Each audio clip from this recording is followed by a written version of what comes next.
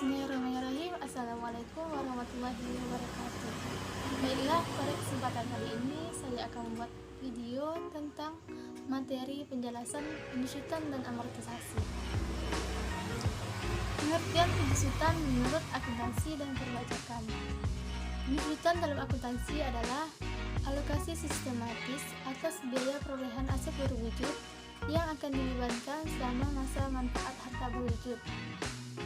Penyusutan untuk tujuan pajak agak berbeda dengan penyusutan untuk tujuan komersial di laporan laba rugi. Perbedaan-perbedaan tersebut merujuk pada metode penyusutan, masa manfaat harta, dan saat penyusutan mulai dilakukan. Selain itu, penyusutan untuk tujuan fiskal yakni tidak mengakui adanya nilai residu. Nilai residu adalah sebuah metode cara menghitung penurunan pada sebuah aset yang dimiliki oleh suatu perusahaan. Perhitungan nilai residu umumnya dilakukan untuk membantu mengetahui adanya penyusutan pada aset tetap dan nilai dalam suatu aset yang tidak lagi memiliki manfaat. Perbedaannya dapat dijelaskan sebagai berikut. Metode penyusutan dalam SAK Etap 2009 71-73, metode penyusutan yang dapat digunakan adalah sebagai berikut. Yang pertama yaitu metode garis lurus, yakni menghasilkan pembebanan tetap selama umur manfaat aset jika nilai residunya tidak berubah. Yang kedua, metode saldo menurun, yakni menghasilkan pembebanan menurun selama umur manfaat aset. Yang ketiga, metode jumlah unit produksi, yaitu menghasilkan pembebanan berdasarkan pada penggunaan atau output yang diharapkan dalam suatu aset. Sedangkan metode penyusutan yang diperbolehkan menurut ketentuan peraturan perpajakan yaitu metode garis lurus untuk kelompok bangunan dan bukan bangunan. Yang kedua, metode saldo menurun, yaitu untuk kelompok bukan bangunan saja. Dan pada akhir periode, masa manfaat disusutkan sekaligus. Penyusutan untuk tujuan fiskal menganut roll based, yaitu metode penyusutan masa manfaat dan pada saat penyusutan mulai dilakukan harus menurut ketentuan peraturan perpajakan. B. Kelompok masa manfaat dan tarif penyusutan. Menurut standar akuntansi keuangan, masa manfaat aset tetap dapat diperkirakan dari berapa lama aset tersebut dapat memberikan masa manfaat ekonomi untuk memperoleh penghasilan. Sesuai dengan prinsip Lee Basic, dalam menentukan masa manfaat suatu aset dapat dilakukan lebih fleksibel. Sementara itu, untuk tujuan perpajakan guna memberikan kepastian, Pasal 11 ayat 6 Undang-Undang Pajak Penghasilan mengatur tentang masa manfaat harta berwujud untuk tujuan penyusutan fiskal. Masa manfaat harta berwujud adalah sebagai berikut.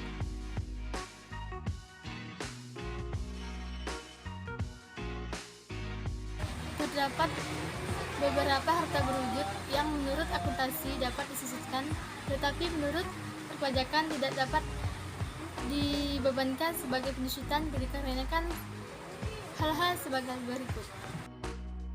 Antara lain A.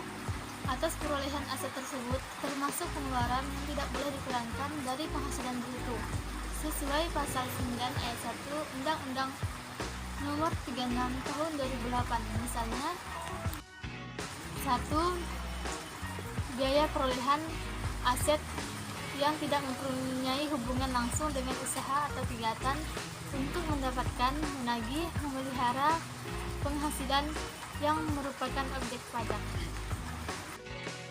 Kedua, biaya perolehan aset yang digunakan untuk memberikan penggantian atau imbalan dalam bentuk natura atau kemasan di daerah tertentu dan yang berkaitan dengan pelaksanaan pekerjaan yang ditetapkan dengan PMK 83/PMK 03/2009. D. Barang modal yang di SGU-kan, baik itu SGU dengan hak opsi maupun tanpa hak opsi. Contoh kelompok masa manfaat dan tarif penyusutan. Misalnya dibeli gedung tanggal tanggal 1 Januari 2015 dengan harga Rp900 juta. Perkiraan masa manfaat gedung tersebut menurut akuntansi adalah 30 tahun, sedangkan menurut pajak adalah 20 tahun. Maka jurnal yang dibuat oleh perusahaan untuk beban penyusutan tersebut adalah sebagai berikut.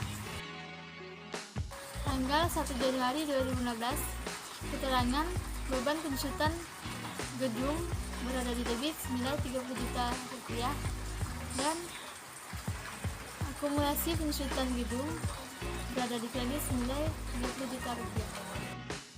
Sementara itu, perhitungan beban penyusutan menurut ketentuan perpajakan adalah 5% dikali 900 juta sama dengan Rp45 juta. Atas perbedaan tersebut, perusahaan tidak perlu melakukan penyesuaian dengan membuat jurnal penyesuaian. Perbedaan perkiraan masa manfaat tersebut akan menimbulkan beda temporer atau beda waktu dari sisi perpajakan dan akuntansi. Dengan demikian, perusahaan harus melakukan koreksi negatif pada laporan fiskal pada saat pengisian SPT tahunan PPh badan sebesar Rp45 juta dikurang Rp30 juta sama dengan Rp5 juta. Perubahan umur manfaat dalam SAK etap 2009, kebijakan perawatan dan perbaikan aset tetap yang dilakukan oleh entitas dapat mempengaruhi masa manfaat aset tetap. Maka entitas harus menelaah ulang metode penyusutan saat ini dan mengubah metode penyusutan untuk mencerminkan pola yang baru. Biaya yang dikeluarkan yang bisa memperpanjang masa manfaat atau memberikan manfaat ekonomis pada masa mendatang dalam bentuk peningkatan kapasitas, perbaikan mutu, atau peningkatan standar kinerja harus ditambahkan pada jumlah aset tetap tersebut.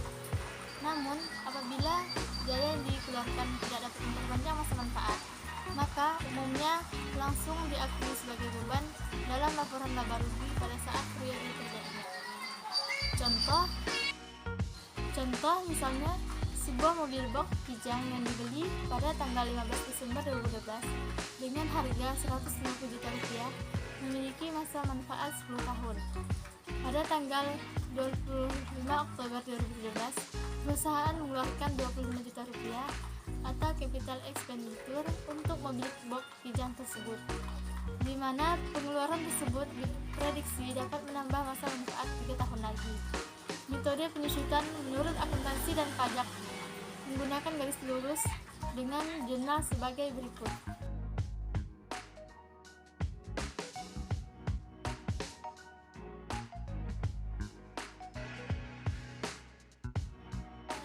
Definisi amortisasi atau aset tak berwujud menurut akuntansi. Menurut SAK etap 2009, aset tak berwujud atau amortisasi adalah aset non-moneter yang dapat diidentifikasi dan tidak mempunyai wujud fisik. Ciri utama dari aset tidak berwujud adalah apabila kemungkinan entitas akan memperoleh manfaat ekonomis pada masa depan dari aset tersebut, dan biaya perolehan aset atau nilai aset tersebut dapat diukur dengan andai. Tergolong ke dalam aset tidak berwujud, di antaranya adalah paten, hak cipta, merek, goodwill, waralaba, dan sejenisnya. Aset tidak berwujud tidak termasuk surat berharga, hak atas mineral dan cadangan mineral seperti minyak, gas alam, dan sumber daya yang tidak dapat diperbarui. Nilai perolehan aset tak berwujud. Menurut SAK etap 2009, nilai aset tak berwujud dicatat sesuai dengan biaya perolehannya yang terdiri atas harga beli, termasuk biaya impor dan pajak yang sifatnya dapat dikreditkan setelah diskon dan potongan, dan biaya-biaya yang dapat ditimbulkan secara langsung dengan mempersiapkan aset hingga siap digunakan sesuai dengan tujuannya. Umur manfaat dan amortisasi aset tak berwujud. Amortisasi pada dasarnya adalah alokasi sistematis biaya perolehan aset tidak berwujud yang dibebankan selama masa manfaat aset berwujud. Menurut Undang-Undang Pajak Penghasilan, penyusutan diatur oleh pasal 11A. Seperti penyusutan depresiasi menurut fiskal, sedikit berbeda dengan depresiasi menurut komersial. Perbedaan umumnya terkait dengan objek amortisasi, metode pengusutan, masa manfaat aset, dan saat dimulainya pengusutan. 1. Objek amortisasi. Menurut standar akuntansi keuangan (SAK), aset tidak berwujud dapat dibagi menjadi 2 kategori. Yang pertama, aset tidak berwujud yang memiliki masa manfaat terbatas. Yang kedua, aset tidak berwujud yang memiliki masa manfaat terbatas. Metode amortisasi. Amortisasi harus mencerminkan penggunaan aset tidak berwujud perusahaan. Amortisasi dapat dilakukan dengan menggunakan metode unit produksi, metode saldo menurun, atau metode garis lurus, tergantung pada pola di mana aset digunakan untuk menghasilkan pendapatan. Misalnya, produsen ponsel memiliki hak paten. Metode saldo menurun mungkin lebih tepat karena paten menghasilkan arus kas besar pada tahun-tahun pertama ditemukan dan kemudian menurun pada tahun-tahun mendatang. Nilai residu suatu aset tidak berwujud seharusnya diasumsikan sama dengan nol, kecuali pada kondisi berikut ini. Yang pertama, ada komitmen dari pihak ketiga untuk memberi aset tak berwujud tersebut pada akhir masa manfaatnya. Yang kedua, ada pasar aktif untuk aset tidak berwujud. Yang ketiga, nilai residu aset dapat ditentukan dengan mengakui pada harga pasar yang berlaku di pasar tersebut. Yang terakhir, terdapat kemungkinan bahwa pasar yang aktif tersebut akan tetap ada pada akhir umur masa manfaat aset tak berwujud. Masa manfaat amortisasi. Manfaat ini terkait dengan kemampuan aset-aset tersebut untuk menghasilkan arus kas. Beberapa faktor mempengaruhi masa manfaat suatu aset, antara lain periode keuangan, permintaan, persaingan, teknologi, dan kepentingan hukum yang mempengaruhi. Berdasarkan pasal 11 ayat 2 Undang-Undang Pajak Penghasilan, masa manfaat dari aset tak berwujud yang diamortisasi dengan menggunakan metode garis lurus dan saldo menurun diklasifikasikan sebagai berikut.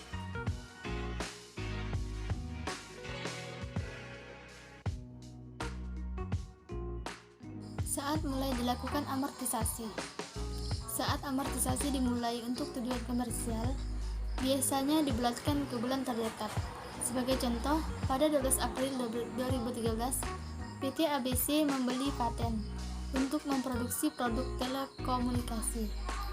Karena pembelian dilakukan sebelum 15 April, paten April disusutkan selama sebulan penuh.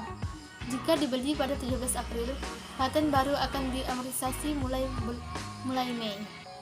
Berbeda dengan amortisasi untuk tujuan fiskal. Amortisasi untuk tujuan fiskal umumnya dimulai pada bulan di mana aset tidak berwujud diperoleh, tetapi tidak diamortisasi pada bulan pengalihan. Oleh karena itu, jika dibeli pada tanggal 25 April 2013, paten akan diamortisasi pada April 2013. Beberapa perbedaan di atas mengakibatkan jumlah amortisasi komersial yang berbeda dengan amortisasi fiskal. Contohnya yaitu aset tidak berwujud yang dimiliki PT ABC pada tanggal 31 Desember 2016 adalah sebagai berikut.